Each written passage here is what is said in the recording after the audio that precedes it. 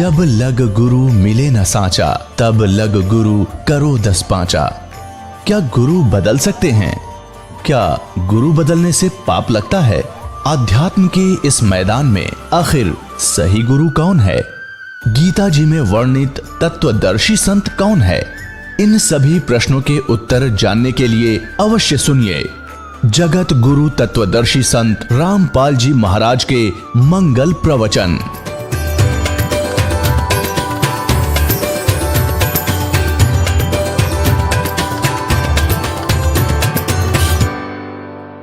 अब जैसे त्योहार आते हैं, कोई बात हुई, वो व्रत के खर्चे, ये त्योहार मनाते हैं दिवाली का, दीपावली, ये किस लिए मनाते हैं कि भगवान श्री राम सीता जी को लेकर घर लौटे थे।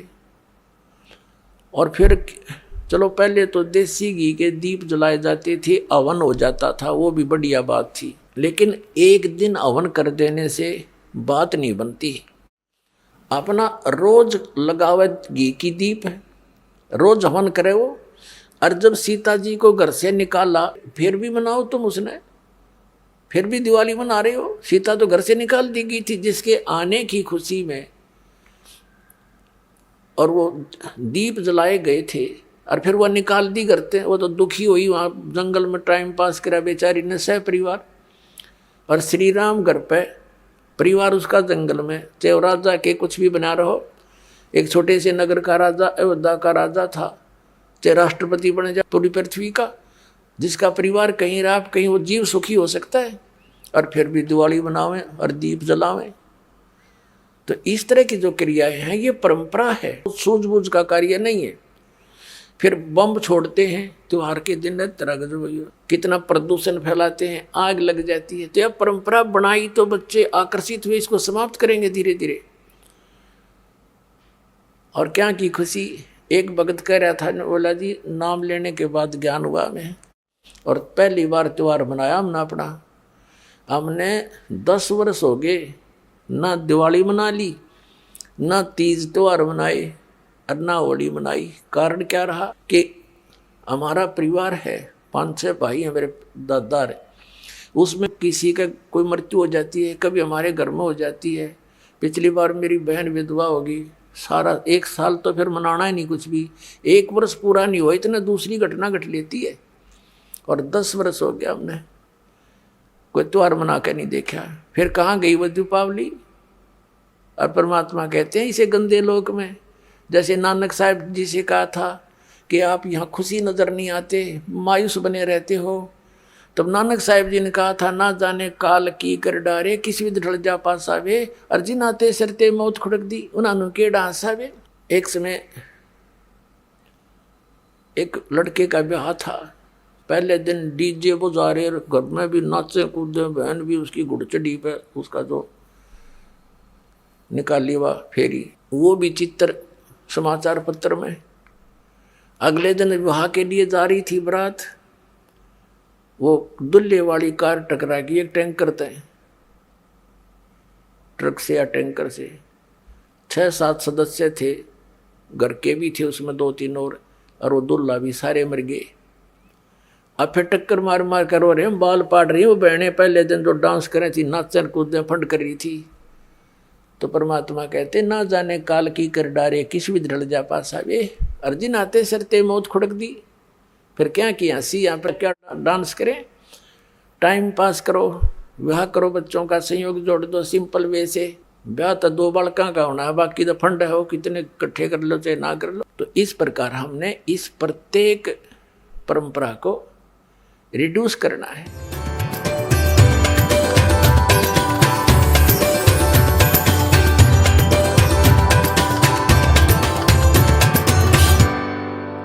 जो परमेश्वर स्वयं सतलोक से चलकर आते हैं, सहशरीर आते हैं भगवान, और सहशरीर फिर पूरा काम अपना करके वो सहशरीर चले जाते हैं।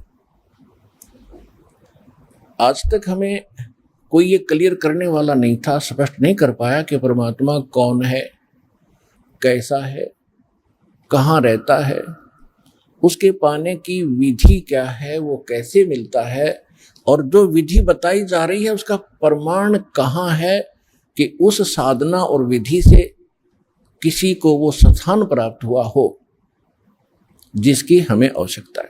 तो ये अभी तक बहुत बड़ी पहेली बनी हुई थी, तो अब परमात्मा ने स्वयं आकर ये सुलझाई है। वैसे तो परमात्मा परमेश्वर कबीर जी चारों युगों में आते हैं। सतयुग में सत सुकृत कह टेरा, त्रेता नाम मुनींद्र मेरा, द्वापर में करुणा में कहाया, कलयुग नाम कबीर दराया। चारों युग में संत पुकारे, और कूक कहा हम हेल रे, हीरे माणक मोती बरसे, ये जग चुगता ढेल रे। परमेश्वर कबीर जी बता रहे हैं कि मैं चारों युगों में आया हूं। सतयुग के अंदर मेरा सत्सुकृत नाम प्रसिद्ध रहा। त्रेता में मुनिंद्र ऋषि के नाम से परमात्मा कबीर जी प्रसिद्ध रहे पूरे युग में। द्वापर में उनका करुणा में नाम रहा, और कलयुग में उस परमात्मा का वास्तविक जो नाम है कबीर साहब, कबीर देव, अल्लाहू अकबर, ये पूरे कलयुग में यही रहेगा। वैसे प्रत्येक युग में परमात्मा अन्य रूपांतर करके भी आते रहते हैं, साधु संत का रूप बनाकर कहीं भी प्रकट हो जाते हैं। कुछ समय वहां रहकर अपनी प्यारी आत्माओं को सच्चा ज्ञान भक्ति दृढ़ करके वो फिर वहां से अदृश्य हो जाते हैं। फिर वो भक्त, वो संत जिनको भगवान मिलते हैं सीधे वो अपने से परिचित कराकर वापस छोड़ते हैं। वो संत भी उस परमात्मा के आंखों देखा गुणगान, उसकी महिमा का वर्णन किया करते हैं। आज आप जी को इस समागम के दौरान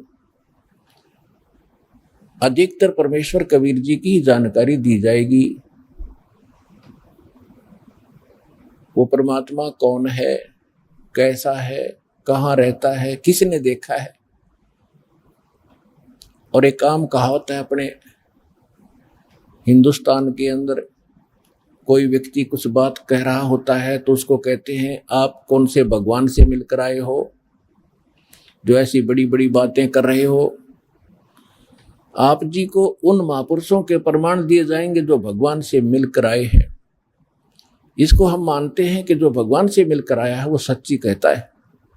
तो जो परमात्मा से मिलकर आए हैं उन महापुरुषों के भी साथ में एविडेंस, उनकी विटनेस आपके सामने दी जाएगी कि इन महापुरुषों ने परमात्मा को देखा और वो भगवान से मिलकर आए, और परमात्मा ने जो उनको मोक्ष मार्ग बताया उन्होंने कौन सी साधना की जिससे उनका मोक्ष हुआ। तो उसी साधना से, उसी भक्ति से आप और हम सभी का मोक्ष संभव है, इति सिद्धम। तो इस सत्संग के दौरान आप जी को ये सभी प्रमाण प्रस्तुत किए जाएंगे। सौभाग्य आपका, आप जी को ये सत्यनारायण कथा सुनने को सुलभ हुई। आज तक हमने ये पता नहीं था सत्यनारायण है कौन। सत्यनारायण, सत्य माने जिसका नाश कभी ना हो, अविनाशी। नारायण मीन जो जल के ऊपर, नार माने जल, आयन माने आने वाला, यानी जो जल पर आकर विराजमान होने वाला। वो कौन है? वो परमात्मा है। इसलिए नारायण, नारायण यानी परमात्मा। परमात्मा की एक महिमा है कि वो सतलोक से चलकर आता है और जल के ऊपर कमल के फूल पर आकर वो निवास करता है, जिस कारण से उसको नारायण कहते हैं। और हमने इस नारायण की उपमा लगा रखी थी सतगुण विष्णु जी के ऊपर। सतगुण विष्णु जी जो है इसको हम सत्यनारायण मानते थे। ये हमारे नकली गुरु अज्ञानी हमें मिसगाइड किए हुए थे। एक पीतल को हमें सोना बता रहे थे। कितना दुर्भाग्य रहा हमारा, और हमारे पूर्वजों ने कितना विश्वास किया इन मूर्खों पे जिन्हें कह का पता नहीं अध्यात्म मार्ग। तो हमें अब सत्यनारायण का पता चला है कि कौन है वो सत्यनारायण। वो अविनाशी परमात्मा कौन है, तो उसकी जानकारी आपको बताई जाएगी। परमात्मा चारों युगों में आते हैं। सतयुग में सतसुकृत नाम से परमेश्वर आए थे और एक सरोवर के अंदर कमल के फूल के ऊपर आकर शिशु रूप धारण करके उन्होंने निवास किया था। वहां से एक विद्याधर नाम के ब्राह्मण और उनकी पत्नी दीपिका, वो उस रास्ते से आ रहे थे जिस सरोवर में परमात्मा विराजमान थे। दोनों निसंतान थे। आयु लगभग 60-65 साल की हो चुकी थी, क्योंकि सतयुग में आयु लाखों वर्ष की होती थी। तो तब तक उनको कोई संतान प्राप्ति नहीं थी। वो सरोवर के शुद्ध जल को पीने के लिए उसके अंदर निकट पहुंचे तो बच्चे को पाया, घर ले आए। उन्होंने उसको पाला पोसा और 5 वर्ष के आयु से ही परमात्मा अपने जिस उद्देश्य को लेकर आते हैं उस ज्ञान का प्रचार प्रारंभ कर देते हैं। सतयुग में परमेश्वर ने 5 वर्ष की आयु में एक मनु नाम के एक ऋषि थे, मनु, स्वयंभू मनु बोलते हैं उनको, और उनके विषय में कहा जाता था कि बड़े विद्वान पुरुष थे, वेदों के बड़े ज्ञाता थे। परमात्मा की उनके साथ चर्चा हुई तो परमेश्वर ने कहा क्या कि मनु जी, परमात्मा कौन है, कैसा है? उनकी तो यही कहते हैं आगे पाछे नीम तले, इनकी वही बुद्धि सेट होती थी कि श्री विष्णु जी जो हैं ये सुप्रीम पावर है और यही परमात्मा है, अजरो अमर हैं, यही 3 रूप धारण करके ब्रह्मा रूप बनाकर सृष्टि उत्पत्ति करते हैं, विष्णु रूप बना करके ये सतिथि बनाते हैं, पालन पोषण करते हैं, शिव रूप धारण करके सबका विनाश करते हैं। और ये भी कहा करते थे कि अविनाशी हैं, अजरो अमर हैं। फिर उनसे पूछा जाता था कि परमात्मा मूलभूत रूप में कैसे हैं? तो कहा करते वो तो निराकार हैं, वो दिखाई थोड़ी देते हैं। समाधि लगाते हैं तो केवल परमात्मा का प्रकाश दिखाई देता है। और समाधि दशा में हमने देखा है श्री विष्णु जी ही हमें दर्शन देते हैं।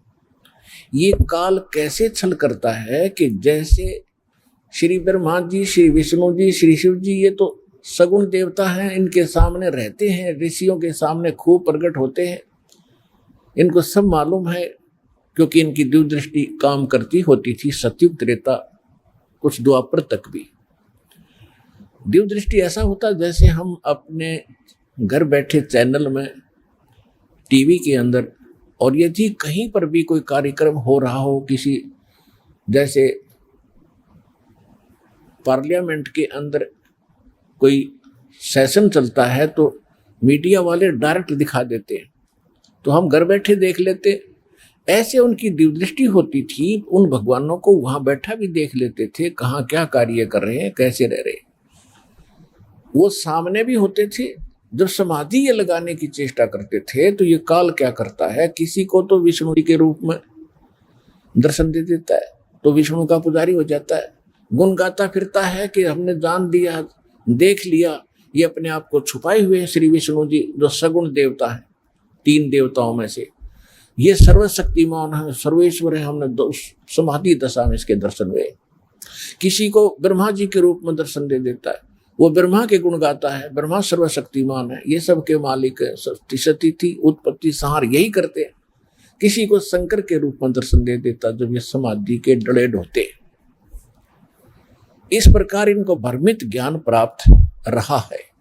तो परमात्मा कहा करते थे क्या आप वेदों को मानते हैं? अरे वाह, वेदों को कौन नहीं मानेगा, मनु जी का उत्तर होता था। तो परमात्मा उनको कहा करते थे कि ऋग्वेद मंडल नंबर 9 और सूक्त 86 मंत्र 26-27 में देखिएगा, वो परमात्मा सतलोक में रहता है, वहां से सह शरीर आता, चल कर आता, अच्छी आत्माओं को मिलता है। लेकिन कहते हैं राज तजना सहज है, सहज त्रिया का ने, मान बढ़ाई ईर्षा दुर्लभ तजना ये। राज्य भी त्याग सकता है इंसान और अपनी स्त्री का मोह भी त्याग सकता है, लेकिन मान बढ़ाई और ईर्षा को नहीं छोड़ सकता। और मान बढ़ाई ईर्षा छोड़े बिना भगवान नहीं मिल सकते। तो इन ऋषियों के सामने ये 8 अड़गी मान बढ़ाई की हम ब्राह्मण, हम विद्वान पुरुष, सर्वश्रेष्ठ मानव, और ये क्या जाने कल का बच्चा। लेकिन उस समय परमात्मा भी ब्राह्मण ही कहलाते थे, क्योंकि ब्राह्मण के घर प्रवेश हो रही थी और ब्राह्मणों की बात उस समय सुनी जाती थी, अन्य तो कोई सुनता ही नहीं था। तो ये कहकर टाल देते थे कि ये विद्याधर का बालक मूर्ख है, ये पता नहीं कौन इसके कमबख्त पैदा हो गया है, इसकी बातें मत सुनो, ये तो ऊट पटांग बकवास करता है, सारी उल्टी बातें करता है और खुद को ये भगवान कहता है। और परमात्मा कहा करते जो उसमें कबीर देव लिखा ना तुम्हारे वेदों में, वो कबीर देव मैं ही हूं। लेकिन ये उनका गले बात उतरी नहीं और परमेश्वर को वामदेव कहने लगे। वामदेव, वामदेव का अर्थ होता है उल्टा ज्ञान देने वाला देवता। वाम माने उल्टा, जैसे दाएं हाथ को कहते हैं सुल्टा हाथ और बाएं हाथ को कहते हैं उल्टा बामा। तो ऐसे उन्होंने उसका वामदेव माने उल्टा अर्थ लगाने वाला, उल्टा ज्ञान बताने वाला वामदेव नाम पक गया मालिक का सत सुकृत के स्थान पर, जबकि उल्टा ज्ञान स्वयं दे रहे थे और परमात्मा सत्य कह रहे थे उसके बारे में। ये ऐसा अपना मन गढ़ंत कहानियां बनाकर मालिक की बात मानी नहीं। फिर भी परमात्मा उनको लज्जित बहुत करते थे, शर्मिंदा बहुत करते थे, सभा में खड़े हो जाते थे कि झूठ बोल रहे हो पंडित आप, ऋषि जी आप गलत बोल रहे हैं। परमात्मा वेदों में कोई और लिखा है, उस नर आकार लिखा है, मनुष्यवत लिखा है। लेकिन उस समय इन वेदों को पढ़ने वाले चंद ऋषि होते थे और उनकी रोजी रोटी और प्रभुता उनके साथ अड़ी रही। भगवान के सत्य को उन्होंने स्वीकार नहीं किया। त्रेता में परमात्मा आए थे मुनिंद्र ऋषि के नाम से। अब आपको संक्षिप्त सा विवरण दे करके पिछला फिर कलयुग के अंदर जो मालिक आए थे उसकी जानकारी, वो लीलाएं आपको अधिक सुनाई जाएंगी, क्योंकि वो तो आज प्रत्यक्ष है हमारे सामने। उन घटनाओं की जो लीला की थी दाता ने, आज भी हमारे पास उनके अवशेष बचे हैं और हमें आसानी से विश्वास हो सकता है कि परमात्मा कैसी लीला करता है और वो कौन है। तो जब परमात्मा त्रेता युग में आए थे, मुनिंद्र ऋषि के नाम से मालिक प्रसिद्ध हुए। उस समय वही सतयुग वाली जो आत्मा विद्याधर की थी, वही आत्मा वेदविद ब्राह्मण के रूप में जन्म हुआ और वही दीपिका नाम की उसकी पत्नी, सूर्या नाम की उसकी पत्नी बनी। उस जीवन में भी वो निसंतान थे। उनको भी परमात्मा त्रेता युग में भी ऐसे ही जल के अंदर कमल के फूल पर शिशु रूप में प्राप्त हुए। और जब भी परमात्मा जिस युग में आते हैं, उनकी लीला कंवारी गायों से, उनकी परवरिश की लीला कंवारी गायों से होती है, अन्यथा वो टच नहीं करते किसी दूध को, जल को, आहार को। फिर कंवारी गाय लाई जाती है, उस पर परमात्मा का आशीर्वाद होता है, वो दूध देने लगती है जब वो दूध पीते हैं। और वो दूध आता कहाँ से है? सतलोक से आता है। तो इस प्रकार प्रत्येक युग में मालिक की परवरिश की लीला हुई। जब परमेश्वर मुनिंद्र नाम से आए हुए थे, धीरे धीरे बड़े हुए। 5 वर्ष की आयु से ही उन्होंने सब विद्वानों के छक्के छुड़ाने शुरू कर दिए। लेकिन इन ऋषियों और ब्राह्मणों का एक स्वभाव बना रहा कि हमसे उत्तम कोई नहीं, जबकि परमात्मा भी ब्राह्मण कुल में ही थे, त्रेता में भी। लेकिन उन्होंने उसको बालक बताया और बालकपन से ही मालिक ने उनके छक्के छुड़ा दिए, सच्चा ज्ञान कहा। तो सभी को ये कहने लगे ये बालक तो मूर्ख है, इसको पता ही नहीं, अभी कोई इसने शिक्षा प्राप्त की नहीं है, ये अभी ऐसे उठपटांग बकवास कर रहा है, जिस कारण से अन्य ब्राह्मणों ने भी उसको अनदेखा कर दिया। फिर भी परमात्मा की लीला अलग रही है, अपनी प्यारी आत्माओं को किसी ना किसी तरीके से उनको भक्ति युक्त करते रहे हैं, और जिस कारण से हम आज तक परमात्मा की चाह और तड़प में भटकते रहे। ये उस परमात्मा की देन रही, नहीं तो काल चाहता है कि ये नास्तिक हो जाए, भक्ति में इनकी रुचि रहे नहीं। ऐसे भक्ति, ऐसा ज्ञान और ऐसा समाधान बता दिया जाता है कि भक्ति करते करते भी हानियां होती रहेंगी, कुछ दिनों के बाद सब नास्तिक हो जाएंगे। लेकिन सतयुग त्रेता द्वापर में पुण्यकर्मी प्राणी जन्म लेते हैं, वो चाहे कुछ भी साधना कर रहे हैं, किसी भी देव की कर रहे हैं, लेकिन उनके पुण्य मिल रहे होते हैं प्रारब्ध के, और वो मान बैठते हैं कि हम जो पूजाएं कर रहे हैं इससे हमें लाभ हो रहा है, या भूल लगी रही अभी तक। अब कलयुग में आके वो बात स्पष्ट होनी थी, क्योंकि हमारे पुण्य तो समाप्त हो लिए, जो विशेष पुण्य थे वो समाप्त हो गए, बहुत कम शेष बचे। और अब हम साधना भी करते हैं और हानि ज्यों की तो हो रही है, और उन्हीं देवताओं को पूज रहे हैं जो परंपरागत हमारे पूर्वज पूजते आए। आज हमारी दुर्गति शुरू होगी उन्हीं साधनाओं को करते करते। फिर हम कहीं और दौड़ते हैं और भागते हैं, किसी संत के पास जाते हैं।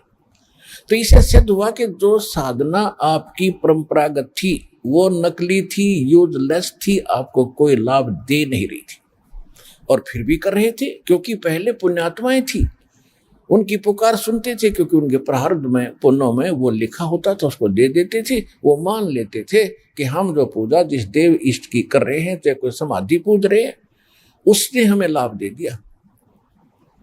और अब कलयुग में मालिक को पता था कि ये भी समस्या हल हो जाएगी, ये पूज पाज के छक लेंगे और कोई लाभ होगा नहीं, फिर ये भटकते फिरेंगे और ठग लेंगे सब संत इनको, तब मेरा दास जाएगा 5505 जो वर्ष बीत जाएंगे कलयुग का, सबको सुख देगा, पहचान बता देगा हु इज गॉड, और क्या करता है भगवान, ये सुख देता है भगवान जिसको हम भूल चुके थे। अब परमात्मा के ज्ञान को किसी ने सुना नहीं, सत्य को माना नहीं, तो परमात्मा के पास तो बहुत साधन है, बहुत से तरीके हैं। कहते 100 छल छिद्र मैं करूं अपने जन के काज, हिरण्यकशिपु जो मार जो मैं नरसिंह धर लूं साजो। अब परमात्मा तो परिपूर्ण होते हैं अपनी भक्ति, अपनी शक्ति से। अब जैसे चंदन का पेड़, चाहे लकड़ी भी कहीं पड़ी हो, उसका स्वभाव है महक देती है, सुंदर महक देती है, लुभावनी महक उससे निकल रही होती है, सुगंध होती है।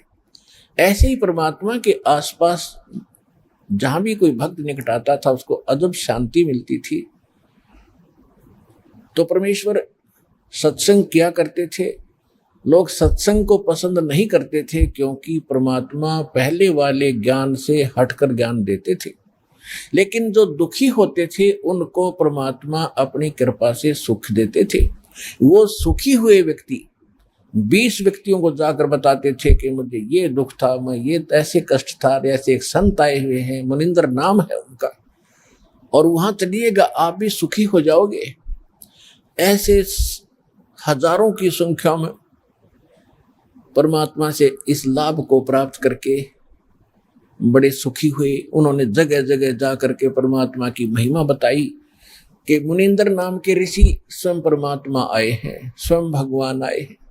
पुण्यात्माओं, जब तक हमें समय पर रोटी मिल रही है, कपड़ा मिल रहा है, समय पर कपड़ा मिल रहा है, समय पर रोटी मिल रही है, सामने गुटी मिल रही है शराब की, और कार और कोठी मिल रही है, हमने जरूरत नहीं भगवान की कति। और जब ये सुविधाएं भी उपलब्ध हों और कोई घर में कष्ट आ जावे, शरीर में कोई दुख हो जाता है, फिर इस जीव को नानी याद आ जाती है। इसको कुछ भी दिखाई नहीं देता, अपनी जान दिखाई देती है। तो ऐसे व्यक्ति वहां आने लगे परमात्मा के पास, और वहां से सुख होने लगा। फिर उनको कुछ भी दिखाई नहीं देता था मुनिंदर जी के अतिरिक्त उस पृथ्वी पर। तो ऐसे लोग परमात्मा के साथ जुड़े थे। बाकी जो विद्वान पाक रहे थे, जिनको समय पर ठीक आहार मिल रहा था, तो वो मालिक से दूर रहे, उनका दुर्भाग्य था।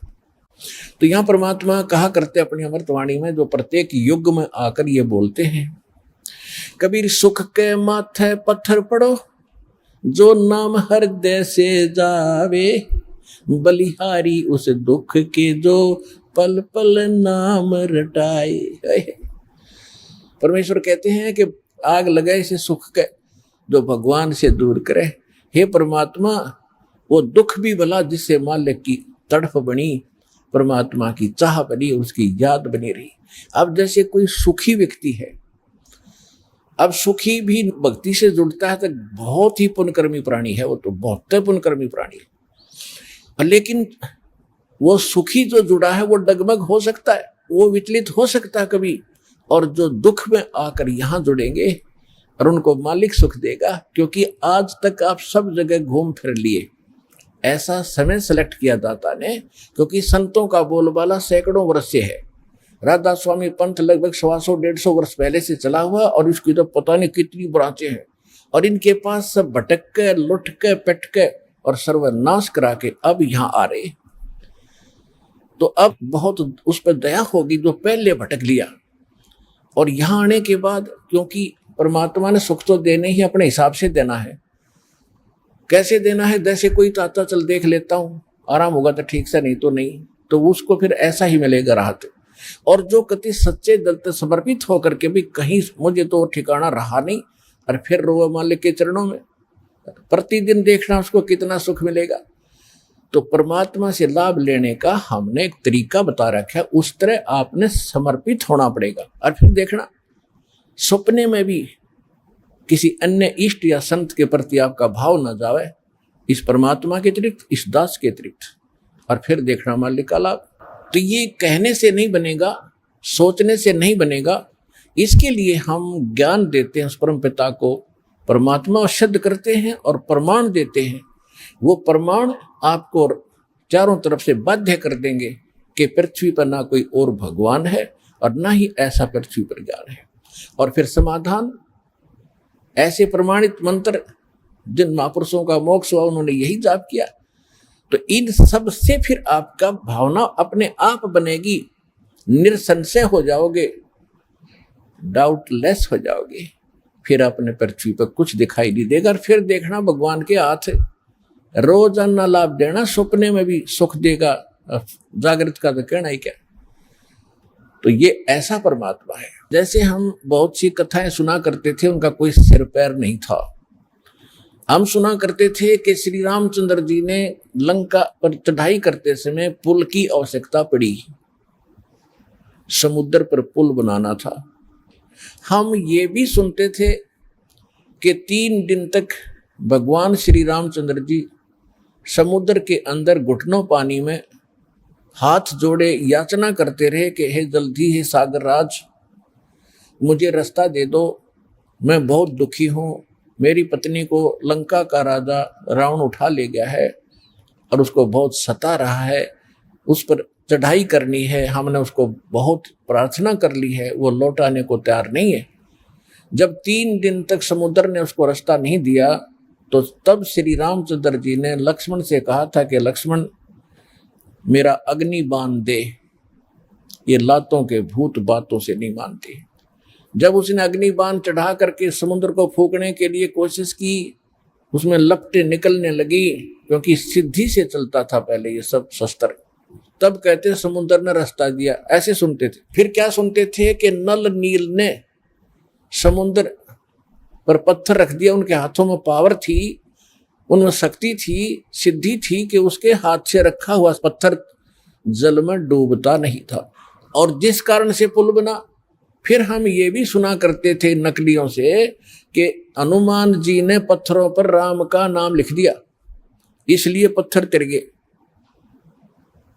प्रथम तो कहते हैं समुद्र ने हाथ जोड़कर रास्ता दे दिया जब रामचंद्र जी ने जलाना चाहा, उसको फूकना चाहा। फिर कहा करते नल नील के हाथों तैरते थे पत्थर, उनके कोई वस्तु नहीं डूबती थी समुद्र पर। फिर कहते थे हनुमान जी ने राम का नाम लिख दिया, इसलिए तर गए, पत्थर पुल बन गया। अरे कोई एक तो बताओ, एक पर सेट हो जाओ, किसने एक रहा को किससे होया हो, फिर रामचंद्र कित रह गया, नल नील से ही पुल बन गया, फिर राम ने कित बनाया वो। अब इसका निष्कर्ष निकलेगा, इस कथा से जो दास सुनाने जा रहा है त्रेता युग की। ऐसे प्रश्न करे एक भक्त ने मेरे से, जब गांव गांव में दास सत्संग करने जाता था, वो कहने लगा जी मैं मिलिट्री के अंदर हूं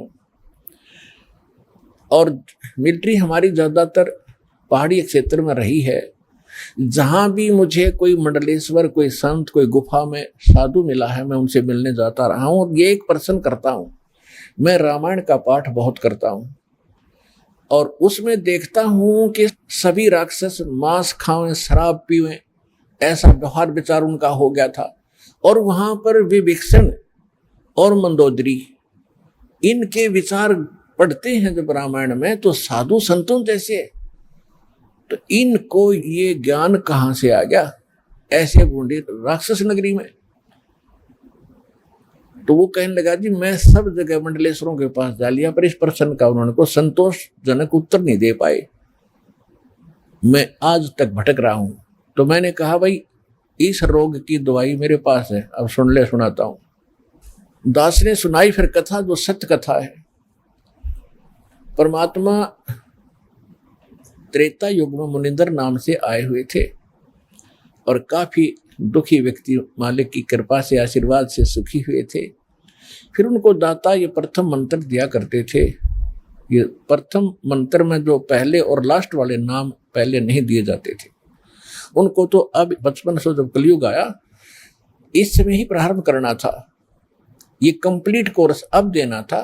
पहले तो ऐसा समझ लो कि ये आपको ग्लूकोज लगा दी जब तक सर्जन नहीं आया, और ग्लूकोज से रोगी मरता नहीं लेकिन रोग नाश नहीं होता। तो वो प्रथम नाम देते थे दाता और ग्लूकोज लगाकर चले जाते थे। अब ये रोग नाश तो अब होना था, ये दास भेजा है इस जन्म मरण के रोग का नाश करने का सर्जन और डॉक्टर, हर तरह की औषधि और ऑपरेशन सारा सिखाकर, सब ट्रेनिंग दे करके अब सब सुख होंगे, आपका जन्म मरण का रोग कटेगा।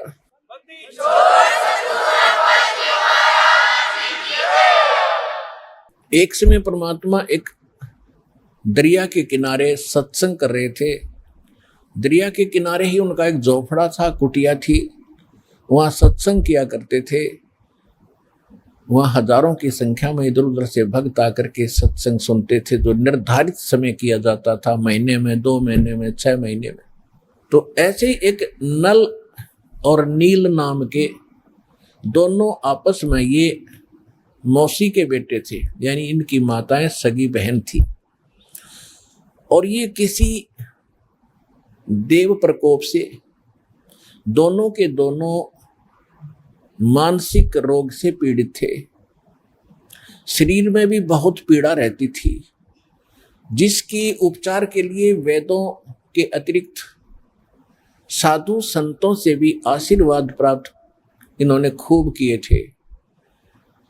और सभी ऋषि महर्षियों ने उनको बता दिया था कि नल और नील, बेटा ये तुम्हारे प्रारब्ध में, यानी तुम्हारी किस्मत में अंकित है ये कष्ट, और इसको बेटा आपने भोगना ही पड़ेगा, कोई विकल्प नहीं।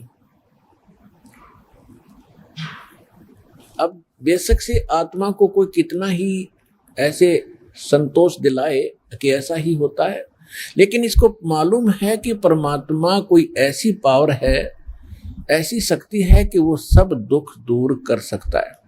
परमात्मा के गुणों में हम खूब सुनते और सुनाते रहते हैं, इसलिए आत्मा संतोष नहीं पाता है। दुखी व्यक्ति फिर कहीं ना कहीं और किसी से सुनकर भी जाता है।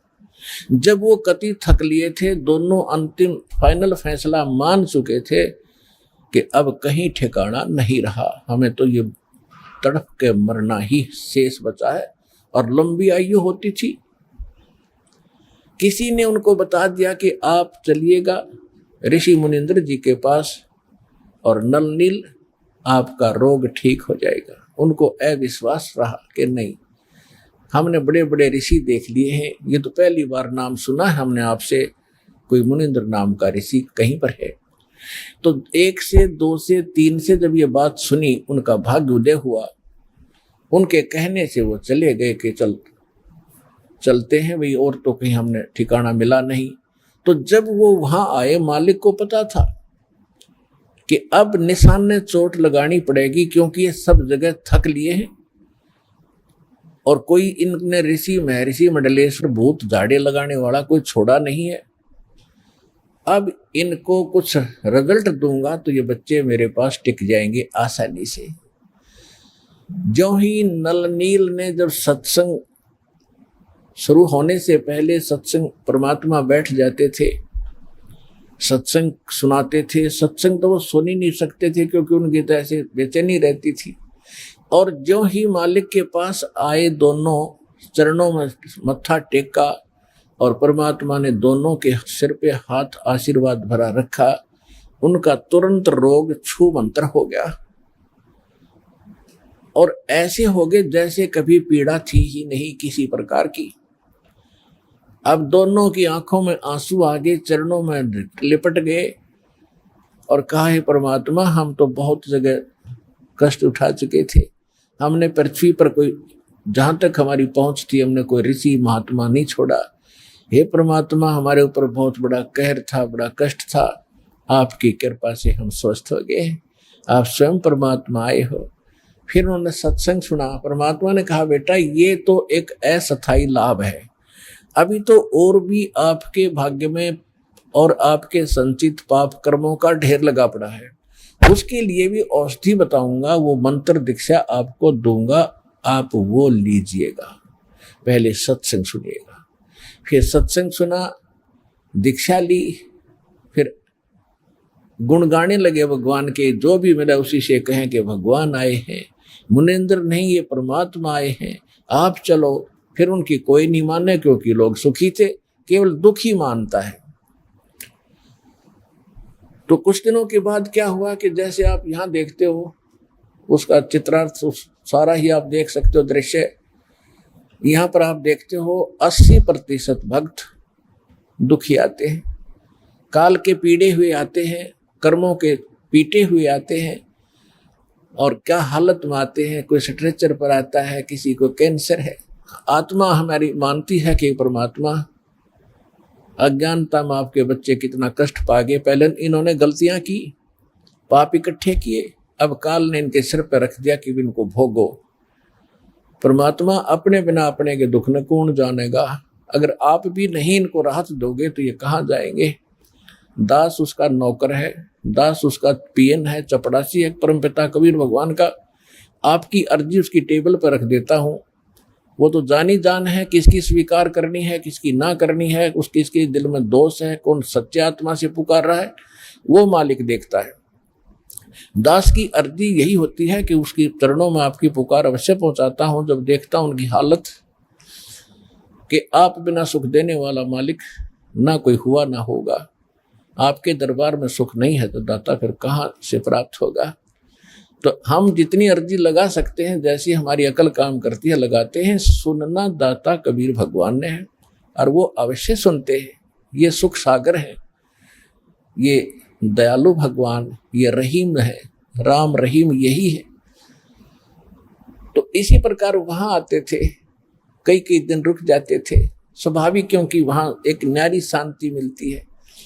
संसारिक कष्टों से, जो समस्याओं से मन हटकर एक मालिक पर लग जाता है। इसलिए कोई 2 दिन सत्संग में, कोई 1 दिन, कोई 3-3, 4-4 दिन का सत्संग भगवान कर दिया करते थे। तो परमात्मा कहा करते थे, बेटा, जो गरीब असहाय व्यक्ति हैं, बीमार हैं, रोगी हैं, वृद्ध हैं, यहाँ कई कई दिन रुकते हैं तो उनके बर्तन साफ करो, उनके कपड़े धोया करो, ताकि उनकी आत्मा खुश हो और तुम्हें सेवा का फल मिले, ताकि तुम्हारे ऊपर जो कष्ट है वो ना आए। क्योंकि हमारे जो अंतःकरण में हमारे जो पाप कर्म वो कई प्रकार से साफ होंगे। कुछ तो ऐसे प्रकार के पाप कर्म हैं जो संत के आशीर्वाद मात्र से समाप्त हो जाते हैं। कुछ ऐसे पाप हैं जो कि आपको प्रणाम आदि, दंडवत आदि करने से राहत मिलेगी। कुछ ऐसे पाप हैं जो आपने दान, धर्म, यज्ञ, हवन, पाठ आदि ही करवाना पड़ेगा, वही विकल्प है उनका, वो भी आपने करना ही पड़ेगा। उसके बाद फिर कुछ ऐसे पाप हैं जो सेवा करनी होती है, सेवा से भी कटते हैं। और कुछ ऐसे प्रकार के पाप होते हैं जो केवल नाम के जाप से ही कटेंगे, उनका कोई विकल्प नहीं। तो जैसे एक धोबी के पास कपड़ा जाता है तो वो देखता है कि इस कपड़े को साफ करना है तो पहले पानी से धोता है, साबुन लगाता है, उससे भी नहीं साफ होता फिर ड्राई क्लीन के लिए कोई अन्य केमिकल प्रयोग करता है और उसके सब दाग छुड़ाता है, तब वो उज्जवल होता है। इसी प्रकार हमारा अंतःकरण बहुत वर्षों से, बहुत युगों से हमने इतना मैला कर लिया है कि अब इसको हमने हर तरह के सब फार्मूले लगा करके इसको साफ करना है। तो परमात्मा कहा करते थे, तो वो भक्त जो दुखी है वो सब सत्य मानते थे और उसका अनुसरण करते थे। तो नल नील तो और ज्यादा ही दुखी थे, दोनों ने श्रद्धा से सेवा करनी शुरू की। जो वृद्ध थे, रोगी आते थे, उनके कपड़े धोते थे, उनके बर्तन लोटा थाली वगैरह जैसे भी थे वो ले जाते थे और दरिया पर धोकर लाते थे। वो इतने सीधे साधे और इतने परमात्मा पर समर्पित थे, इतना भाव था उनका कि पहले समय में साबुन वगैरह नहीं था। कपड़ा धोने के लिए पहले जल में भिगो देते थे, दरिया में भिगोकर उनको थोड़ा सा बाहर पत्थर रख देते थे, वो पानी में लहरों से गीले हो जाते, फिर उनको बाद में ऐसे मुक्के मार मार के धोते थे। कोई और तो साधन था ही नहीं। और बर्तनों को भी ऐसे पहले भिगोकर थोड़ी देर के बाद धोने के लिए किनारे रख देते थे और तब तक वो बैठ जाते थे वृक्ष के नीचे और चर्चा करते थे सत्संग में सुनाई कथाओं का, और फिर अपने दुखों के बारे में कहते थे, ओहो हमें तो भगवान मिल गए और सच्चा ज्ञान मिल गया और सही मंत्र मिल गए, ओहो बड़ा कल्याण हुआ, बड़ी दया करी परमात्मा ने, देखो आज सत्संग में ऐसे सुना रहे थे परमात्मा, सारी सत्य है। ऐसे वो काफी देर तक चर्चा करते थे। फिर उनको याद आता था कि हमने कुछ सेवा भी करनी है, तब तक किसी का कोई कटोरा बह जाता, किसी का कोई कपड़ा खिसक जाता लहरों में, तो उन्हें पता नहीं लगता, वो धो धाकर जितने थे शेष ठा के लाकर सबके रख देते। कहने का भाव ये है, किसी का कटोरा कम, किसी का गिलास गुम हो गया, किसी का धोती, किसी का कुर्ता नहीं पाया, तो सभी दिक्कत मानते थे, दुखी होते थे कि नल नील आप ये कमीज नहीं मिला, मेरा कटोरा नहीं मिल रहा, मुझे गिलास नहीं मिला। तो 2-4 बार उन्होंने कहा ऐसे हुआ, तो उन्होंने गुरुदेव जी के पास प्रार्थना की कि महाराज जैसे ऐसे हम दुखी हो लिए और ये आपके भक्त, श्रद्धा तो बहुत है, लेकिन जो दूसरे सेवादार थे वो बताया करते थे कि ये तो वृक्ष के नीचे बैठ जाते हैं और भिगोकर बर्तनों और कपड़ों को ये बहुत देर में ध्यान देते हैं, वो बह जाते हैं, ये ध्यान नहीं देते। तो परमात्मा ने कहा बेटा ध्यान रखा करो। तो अच्छा जी ध्यान रखेंगे। फिर वैसे ही हो जाती है कि कुछ दुखों का दुखी किया हुआ प्राणी जो होता है उसका कुछ ऐसा वो स्वभाव सा बना हुआ था, भोले भाला, उनका दिमाग कंडम सा हो गया था, उस समय भी वो ज्यादा ही भोले टाइप के ही थे। तो फिर ऐसे ही हो गया। तो फिर शिकायत हुई, तो परमात्मा ने कहा बेटा इनकी आत्मा दुख पाती है, सेवा भी करते हो फिर उतना दुखी कर रहे हो, तो आप ये सेवा ना करो, क्योंकि आपका स्वभाव में ऐसा हो गया है। तो वो रोने लग जाते, उनको डर लगता कहीं फिर वो दुख ना आ जाए हमारे ऊपर जिस परमात्मा ने आज्ञा दे रखी है। और आज तो ये शायद गुस्से में कह रहे होंगे, फिर रोने लग गए, परमात्मा हमसे सेवा ना छीनो, दाता हमसे सेवा ना छीनो। उनको डर ये था कि कहीं फिर से ना वो कैर टूट जाए जो पहले हम दुख पा रहे थे, बुरी तरह रोने लगे। तो परमात्मा ने सोचा भी इनकी श्रद्धा भी बनी रहनी चाहिए, तो परमात्मा ने आशीर्वाद दे दिया कि बेटा जो करो सेवा, आज से तुम्हें आशीर्वाद दे दिया है कि तुम्हारे हाथ से चाहे तुम लोहा भी रख देना, और तो छोड़ो पत्थर, ये तो कुछ हो, चाहे पत्थर भी रख देना बेटा, जल में नहीं डूबेगा। तो वो दोनों जाकर फिर देखने लगे, उन्होंने पत्थर उठाकर रखा सबसे पहले, वन्यों का पत्थर खड़ा रहा, जहां रखा था वहीं टच से मस नहीं हुआ, उन्होंने उठाया तो हटा। तो और देखने लग गए भगत, एक बार फिर रखिए वही नल नील, उन दोनों ने फिर रखा, उसके ऊपर खड़े हो गए पानी में, और तब भी नहीं नीचे को गया। तो सब जगह होने लगी, वे नल नील में तक बहुत भगवान ने शक्ति दे दी। तो इस प्रकार फिर वो क्या करते थे, जो भी कपड़ा जहां रख दिया पानी में जिस सतर में डबो कर रख दिया तो वही रहा वो। चाहे उसमें कांसी के थाली बेले होते थे, कांसी धातु के, और कांसी तो अमूमन डूबती है पानी में, तो वो भी रख दिया तो वो भी नहीं डूबा। तो इस प्रकार ये जो उनको शक्ति प्राप्त हुई थी, कबीर परमेश्वर उर्फ मुनिंद्र जी की रजा से वो शक्ति, वो सिद्धि प्राप्त थी, जिस कारण से समुद्र पर वो पत्थर नहीं डूबते थे। अब प्रश्न दूसरा उनका ये था कि श्रीलंका में जहां राक्षसों का पूरा ग्रुप था और मंदोदरी और विभीषण, इनके पास ऐसा ज्ञान कहां से आ गया? वो इतना समझा रही अपने पति को कि ऐसा ना करो, ऐसा हो जाएगा, ये ऐसी है, ये आम वर्ष औरत नहीं है, ये भगवान की पत्नी है, और रावण मान नहीं रहा। तो इसका उत्तर अब आपको देते हैं। परमेश्वर जब कबीर जी मुनिंदर नाम से त्रेता में आए हुए थे, इनका अपना विधान है, गोता मारूं स्वर्ग में और जा बैठूं पाताले, गरीबदास ढूंढता फिरूं अपने हीरे मोती लाले। अब 100 साल छिदर मैं करूं अपने जन के काज, अरणक से पूजो मार दूं मैं नरसिंह धर लूं साज। नदन के रूप बना लूं अपने बच्चे के लिए। तो परमात्मा एक साधु ऋषि रूप में थे ही, श्रीलंका में पहुंच गए और वहां पर एक चंद्र विजय नाम का एक भाट था, भाट, और उसके परिवार में पुत्र पुत्री, पुत्र वधू, पत्नी, कुल मिलाकर 16 सदस्य थे। और जो चंद्र विजय भाट था वो रावण के पास जाता था।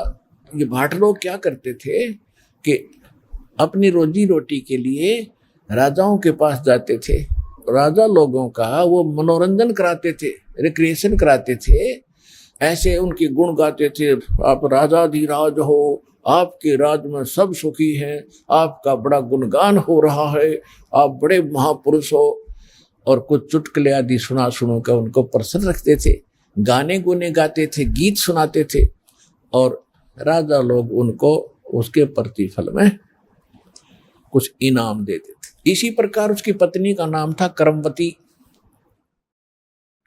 और वो मंदोदरी रानी के पास जाती थी, रानी का मनोरंजन कराती थी, ऐसे बुढ़ी अच्छी कहानी कथा सुनाकर, अश्लील बातें सुनाकर रानी को खुश रखती थी।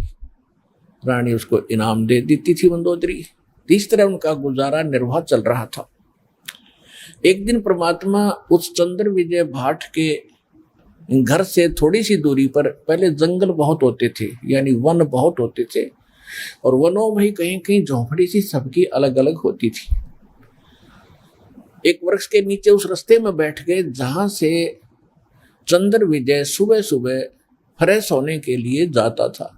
और उस समय वो साधु संतों को बड़ा देखकर खुश होता था। चंद्र विजय, पिछले संस्कार होते हैं, आदमी किसी भी जाति विशेष में जन्मा है वो उसके संस्कार हैं, लेकिन जो भक्त है, भक्ति बीज पलटे नहीं, चाहे पलट जाओ ब्रह्मांड। तो भक्ति की आस्था उसके अंदर न्यारी थी। बेशक से सारा दिन बकवाद ही सुनता और सुनाता था, लेकिन भक्ति वाले लक्षण भी उसके अंदर विद्वान थे।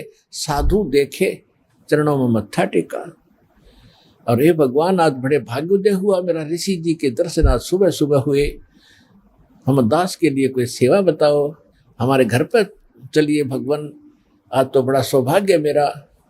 तो परमात्मा को वो घर ले आए। परमात्मा गए इसलिए थे, उनके झोपड़ी के सामने बैठ गए और लगे सत्संग सुनाने। चंद्र विजय ने तो उसी दिन दीक्षा ले ली, लेकिन परिवार के सदस्य कहने लगे, महाराज हम अभी नहीं मानेंगे आपकी बात, हम तो भगवान शंकर के पुजारी हैं, क्योंकि रावण राजा शंकर का पुजारी था, तो जनता ने तो होना ही था, हम अभी नहीं मानेंगे आपकी बात को। परमात्मा फिर गए कभी कभी रह रह कर जाते रहे, कथा सुनाते रहे, फिर घर में सुख होने लगे जो पहले शंकर जी की पूजा से नहीं हो रहे थे। फिर धीरे धीरे 16 के 16 सदस्यों ने वह दीक्षा प्राप्त कर ली। अब पहले तो वो कर्मवती जाती थी मंदोदरी के पास, तो कैसी बकवाद सुनाया करती थी, गंदी छटोरी अश्लील बातें कहानी सुनाकर उसको खुश करती थी। और फिर जब उसने ज्ञान सुना परमपिता परमात्मा से, तो फिर उसमें वह कैसेट, वो मेमोरी कार्ड दूसरा भर दिया भगवान ने। अब फिर वो लगी बोलने ये राम कथा, अमर कथा, ये परमात्मा का ज्ञान सुनाने लगी। तो मंदोदरी भी भगवान की पिछले संस्कार तो थे ही इतने अच्छे। रानी जो बनी है कोई आम लड़की औरत नहीं होती, वह उसके पिछले पुण्य बहुत गजब के होते हैं, अच्छे होते हैं। लेकिन आगे वो पिछली बैटरी जो चार्ज है वो खराब कर रही होती है, जब तक आगे चार्जर शास्त्र अनुकूल साधना का नहीं लगता है, तो वो डिस्चार्ज एक दिन होनी है बैटरी। तो जिस कारण से भी उसके अंदर तड़फ थी। तो मंदोदरी कहने लगी है कर्मवती, तेरे अंदर तक गोबर भरा था सारा, और तू तो सारी बकवाद सुनाया करती थी। और ये अच्छी बातें तेरे अंदर किसने फीड कर दी? मैंने उस आदमी का नाम बता। तेरे को तो सुधारना बड़ा मुश्किल था, और तू आज इतनी बढ़िया बात बता भगवान के सत्र की। मैंने ये बता किसने भरा तेरे अंदर ये अच्छा माल? तब उसने बताया कि हमारे घर एक ऋषि आते हैं, उनका नाम मुनिंद्र जी है, और बहुत अच्छी कथा सुनाते हैं। उनके मुख से सुन लेगी तो रानी आप तो गदगद हो जाओगी। तो मंदोदरी ने कहा कि अब के जब तेरे गुरुजी आवे तो मेरे पास बुला के लाना। परमात्मा ने जाना ही था। तो मंदोदरी की रानी थी, रानी को एक नौकरानी का आदेश था। तो उसने सबसे पहले यही प्रार्थना रखी कि प्रभु हमारी राजा की रानी बहुत अच्छी है, मंदोदरी नाम है, और वह कह रही थी कि आपके गुरुजी को यहाँ बुला के लाना, मैं विचार सुनूंगी उनके। परमेश्वर ने कहा बेटा देखो आप नौकरानी और वो रानी, और मैं वहां जाऊं, इसका पति जो रावण है वो महाभिमानी, और बेटी वहां जाने से मुझे कुछ वो कह देगा, मैं तो कुछ नहीं कहूंगा, लेकिन भगवान दुखी हो जाएगा। एक नियम है, परमात्मा कहते हैं अपना विधान स्वयं बताते हैं कि कबीर कहे अपने साधकों के मेरा संत ना दुखाइयो कोए, और संत दुखाए मैं दुखी, मेरा आपा भी दुख होए। और फिर दूसरी बात है कि साधु संतों को बुलाया नहीं करते, उसको बोल देना, साधु संतों के पास खुद आया करते। कर्मवती को इतना ज्ञान सुन रखा था कि साधु को बाई ऑर्डर बुलाने से अगर वो आ भी गया और आशीर्वाद नहीं देगा, लाभ नहीं देगा, तो फायदा क्या होगा। तो मंदोदरी को जाकर के कर्मवती ने कहा कि महारानी हमारे गुरुजी आए हुए हैं, लेकिन ऐसा है कि संत को बुलाना नहीं चाहिए, उनसे आशीर्वाद प्राप्त करने के लिए स्वयं जाना चाहिए, इससे ज्यादा लाभ होता है। वो तो भगवान थी, कहने लगी ठीक है वाह कर्मवती मैं तेरे साथ चलूंगी। वो रानी स्वयं आई, मालिक के दर्शन किए, ओए होए, कहते हैं साधु दर्शन राम का, और साहेब आवे याद, और लेखे में वाहे गड़ी, बाकी का समय बर्बाद। फिर कहते हैं साधु दर्शन राम का, मुख पर बसे सुहाग, और दर्श उन्हीं को होते हैं जिनके पूर्ण भाग। मंदोदरी के पूर्ण भाग थे भगवान मिले, परमात्मा का ज्ञान सुना, कुछ कर्मवती से सुन रखा था मंदोदरी ने, और फिर भगवान के मुख से सुना तो जल्दी असर हो गया। दीक्षा की प्रार्थना की, मालिक ने दीक्षा दे दी, शिक्षित हुई। उसके बाद उसने कथा सुनानी शुरू की अपने पति से।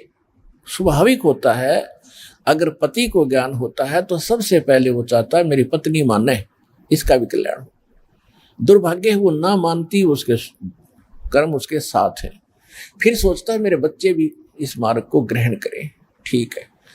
मंदोदरी ने इसी उद्देश्य से रावण से कहा कि जी ऐसे ऐसे एक बड़े महापुरुष आते हैं और भगवान शंकर से भी ऊपर बहुत बड़ी शक्ति बताते हैं, साधु संत झूठ नहीं बोलते होते, पहले ये विश्वास किया जाता था कि संत जो शब्द बोल रहे हैं वो सच्ची है।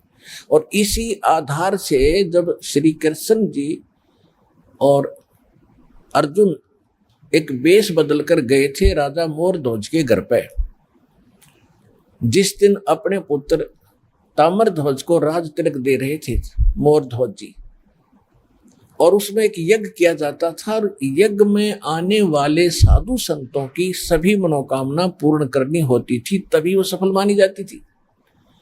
ये दोनों साधु संत रूप बना के और एक माया रूपी शेर बना के संग वो साथ ले गए। तो मोरध्वज और ताम्रध्वज और उसकी पत्नी थी वह मोरध्वज की, ताम्रध्वज की माँ, उन तीनों को पता चला तो नौकरों से कहा कि बुला के लाओ साधु संतों को, भोजन कर लेंगे। उन्होंने कहा कि नहीं, वो रानी और राजा स्वयं आए हमें यहाँ लिवाने के लिए, तब हम उसके घर पे कदम रखे। तो तीनों जने, पुत्र भी, रानी भी और राजा भी, उन साधु रूप में विराजमान श्री कृष्ण और अर्जुन, और साथ में उनका शेर खड़ा, उनको लिवाने के लिए मोतियों के थाली भरकर लेकर गए। और तब वो वहां आए तो मोरध्वज ने कहा, महाराज भोजन प्रसाद पाओ। श्री कृष्ण रूप में, साधु रूप में श्री कृष्ण जी ने कहा कि पहले हमारे शेर को आहार कराओ, फिर हम बाद में आहार करेंगे। और ये मांस खाएगा लेकिन मनुष्य का खाता है, और मनुष्य के विषय में समझ लो कोई पल्लेदार पकड़ के मत ले आना, ये तुम्हारे घर के सदस्य का मांस खाएगा। और सुन लो कि जो आज इस शेर सिंह का जो आहार बनेगा और उसकी मृत्यु होगी, वो सीधा स्वर्ग जाएगा। अब उस समय इतना विश्वास किया जाता था कि संत जो कह रहा सत्य है, और इस सत्य को मानकर मोरध्वज चाहता है कि आज मेरा दाव लगे। तो कहता है, महाराज मेरा नंबर लगा दो, मेरा मांस शेर के लिए काट दो, और आरे से काटना था कि मुझे काट दो, और देखो बच्चा जवान हो गया, इसको राज तिलक कर देता हूँ, फिर मैं फ्री हूँ, और ये माँ बेटा दोनों अपना राज करेंगे। अब रानी ने सोचा कि राजा ला गया दाव, आज कहते संत कह रहे हैं कि आज जो मर गया स्वर्ग में, ये तो मरना कल भी है, परसों भी है, ये तो जाना ही है, इससे बढ़िया मौत कब होगी। तो अब उन्होंने आपस में एक ये कहते हैं लालच करे तो ऐसा करे। रानी ने कहा, देखो जी व्यवहार की बात है, मैं पति भरता पत्नी हूं, और मेरे से पहले मेरा पति की मृत्यु होगी तो मेरा कोई जीवन नहीं है। मेरा काम पूरा हुआ, इनको संतान की आवश्यकता थी, संतान इनको दे दी, ये बच्चा जवान हो गया, इसका विवाह करो। खाना बनाने वाले इनके पास नौकर हैं, और लड़का अभी बालक है, आपकी गाइडेंस की इसको जरूरत है राजकाज में, और मेरा काम पूरा हुआ, मेरा नंबर लाओ जी। अब उनको पक्का पता था कि जो साधु कह रहे सच्ची है, तो उस समय इतना विश्वास था। फिर ताम्रध्वज ने खुद कहा कि नहीं जी, मैंने आपकी सेवा क्या की आज तक, तो आपने पाला ही पोसा हूं, मेरे ऊपर आपका भार बना हुआ, आपके स्थान पर मैं अपना मांस दूंगा, शेर को अपनी जान दूंगा। तो कहने का भाव ये है कि पुण्यात्माओं, साधु संतों के वचनों पर विश्वास किया जाता था। इसी आधार से परमात्मा ने जो मंदोदरी को कहा था कि तुम्हारे शंकर से ऊपर एक और परम शक्ति है, ये तो नाशवान है, इनके द्वारा दिया गया जो सुख है अक्षीणिक है, ये आपके प्रारब्ध के कर्म को नहीं काट सकते। मंदोदरी ने सारी सच्ची मानी, क्योंकि साधु कह रहे थे, दूसरी बात नहीं, फिर बात खत्म होगी। ये तो बात कोई बताने वाला मिलता ही नहीं था उस समय, तो ये सारे नकली थे, उनकी बातों को हम ऐसे ही दृढ़ता से मानते रहे। अब मंदोदरी ने फिर वो लंकापति रावण को सुनाना चाहा। रावण के अंदर तक गोबर भरा था, अहंकार शक्ति का, शंकर भगवान की पूजा करके सिद्धियां प्राप्त कर रखी थी, और मांस खावा शराब पीवा उसका यह अच्छी बात कैसे स्वभाव है। तो कहने लगा कि ए मूर्ख, तो शंकर भगवान से ऊपर मानती है, देख मेरे क्या ठाठ करा की है, 1 लाख मेरे पुत्र हैं, 1.25 लाख मेरे नाती हैं, और देख सोने की लंका बना रखी है, अरे क्या देगा तुझे वो भिखारी। मंदोदरी ने बहुत कोशिश की, पर बुद्धि भ्रष्ट के बाद पल्ला पड़ी नहीं। फिर मंदोदरी ने कहना ही बंद कर दिया। उसके बाद फिर क्या होता है कि उसने सोचा तर और कोई मेरी चर्चा सुनने वाला नहीं, ये ऐसा ज्ञान है इंसान दूसरे को सुनाए बिना रह नहीं सकता। तो उसने अपने देवर रावण के छोटे भाई विभीषण से समझाया ये ज्ञान, और विभीषण ने ये ज्ञान स्वीकारा, और विभीषण ने भी परमात्मा से दीक्षा ली और वो भक्ति की। अब हम आते हैं उस बात पर कि जिस समय सीता जी का अपहरण हो गया और उसकी खोज हो रही थी, कोई पूर्व में ढूंढ रहा था, कोई पश्चिम में खोज रहा था, कोई उत्तर, कोई दक्षिण में। जैसे किसी की गाय गुम हो जाए, कोई इधर घूम रहा है, कोई इधर ढूंढ रहा है, कोई ऐसे हो रहा है, ऐसी दशा थी। अब यहाँ इस कथाओं से आपको बहुत सा निर्णय मिलेगा, और आपने ये कथा खूब सुन रखी थी पर इनका निष्कर्ष नहीं निकाला था। अब जैसे जड़ी बूटियां रखी हैं और उनकी गुण भी लिख रखे हैं, बड़ी अच्छी हैं, लेकिन उनसे औषधि बनाने वाला जब तक नहीं मिलेगा तो उन जड़ियों से क्या लाभ है, उनके ज्ञान से भी, उनकी कथाओं से भी। आपने ये भी सुना होगा कि जिस समय श्री रामचंद्र जी की सीता उठा ली गई थी और वो पेड़ पौधों से भी लिपट लिपट कर पूछ रहे थे, डकरा रहे थे, रो रहे थे, पशुओं से भी गले से मिलकर पूछ रहे थे, आपने मेरी सीता देखी। आकाश से कहते हैं भगवान शंकर और पार्वती ऊपर से देख रहे थे कि नीचे कौन रो रहा है। तो भगवान शंकर ने उनको प्रणाम किया ऊपर से ही, क्योंकि ब्रह्मा विष्णु शिव ये तीन भाई हैं।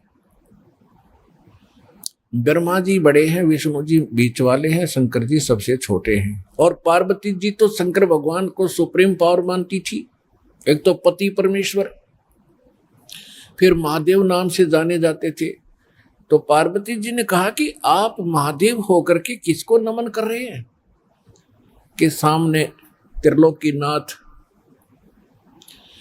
भगवान विष्णु है, नीचे उनकी पत्नी सीता को कोई उठा ले गया है, वो लीला करने आए हुए।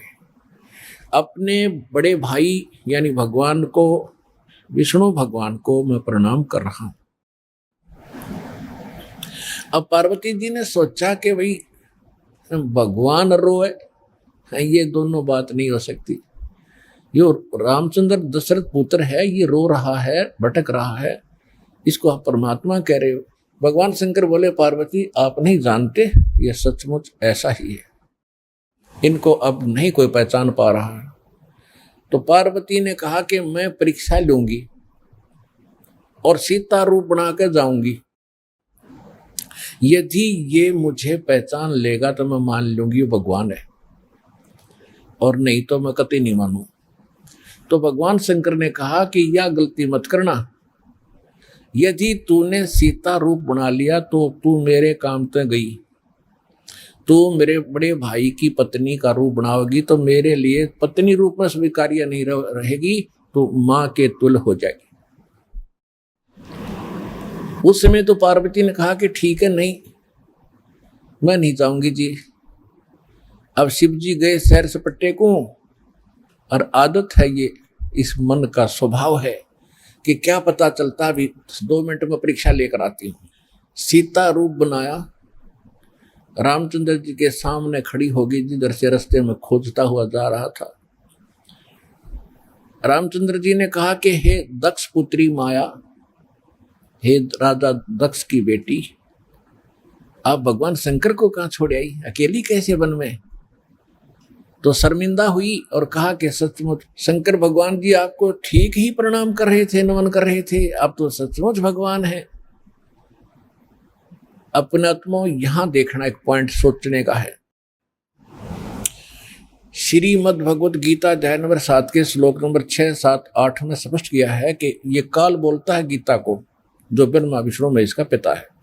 ये कहता है कि अर्जुन, बुद्धिमानों की बुद्धि और बलवानों का बल मेरे हाथ में है, जब चाहे स्विच ऑन कर दूं इनकी बुद्धि का, और जब चाहे ऑफ कर दूं।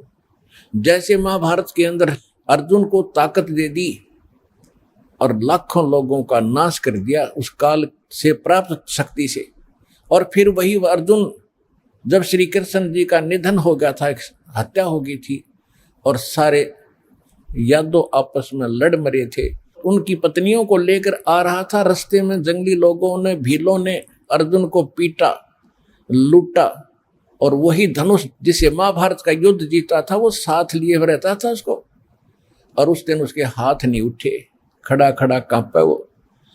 जब सारा काम हो लिया, वो भील भ्याल पीट